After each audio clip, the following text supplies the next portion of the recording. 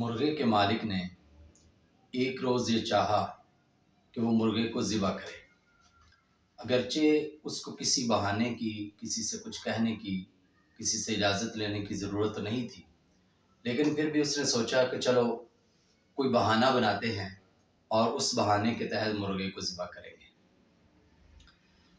اس نے مرغے سے یہ کہا کہ کل سے آپ نے اذان نہیں دینی، اگر آپ نے اذان دی تو میں آپ کو ذبح کر دوں گا۔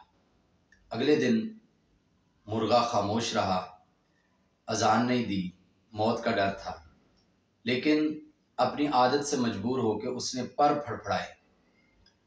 مالک نے دیکھا کہ اذان تو اس نے دی نہیں، میں اس کو ذبح کیسے کروں؟ تو وہ کہنے لگا کہ دیکھیے جناب، کل سے آپ پر بھی نہیں پھڑپھڑا سکتے۔ مرغے نے کہا آقا جو آپ کا حکم ہے۔ اگلے دن اس نے پر بھی نہیں پھڑپھڑائے، لیکن پھر بھی فطرت کے اندر، عادت کے اندر ایک چیز جو شامل ہو تو انسان سے یا کسی بھی جاندار سے رہا نہیں جاتا۔ اس نے اپنی گردن ایسے اونچی کی، مالک نے دیکھا کہ اس نے تو پر نہیں پھڑپھڑائے، وہ کہنے لگا کہ کل سے آپ نے گردن بھی اونچی نہیں کرنی۔ اگلے دن وہ بیچارہ بالکل مرغی بن کے آرام سے بیٹھا رہا۔ مالک پریشان ہو گیا کہ اب کیسے ذبح کروں؟ اس نے ایک عجیب و غریب حکم جاری کیا، کہا کہ کل سے تم انڈا دو گے، اگر انڈا نہیں دیا تو میں تمہیں ذبح کر دوں گا۔ تو مرغا رونے لگا۔ مالک نے پوچھا روتے کیوں ہو؟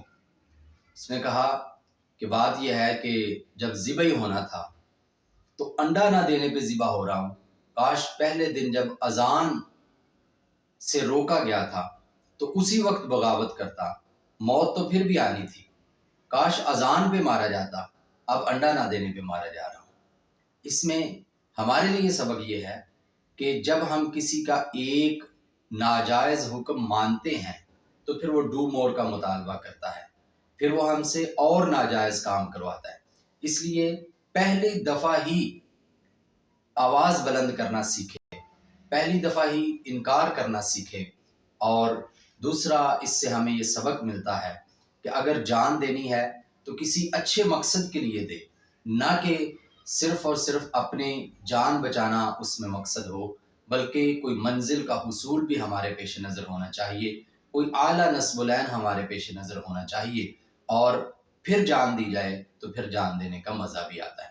اور یہ حقیقت ہے کہ انسان نے مرنا تو ایک دن ہے، کاش کہ اللہ رب العزت ہمیں کوئی ایسی موت عطا فرمائیں کہ جس سے ہم اللہ کو پسند آ جائے، کاش کہ ہمیں اس انداز میں موت آئے کہ جب ہم اللہ کے حضور حاضر ہوں تو اس وقت اللہ ہم سے راضی ہوں، کاش کہ ہم کسی اعلیٰ نصب العین کے لیے، اعلیٰ مقصد کے لیے اپنی جان قربان کریں۔ والسلام علیکم ورحمۃ اللہ۔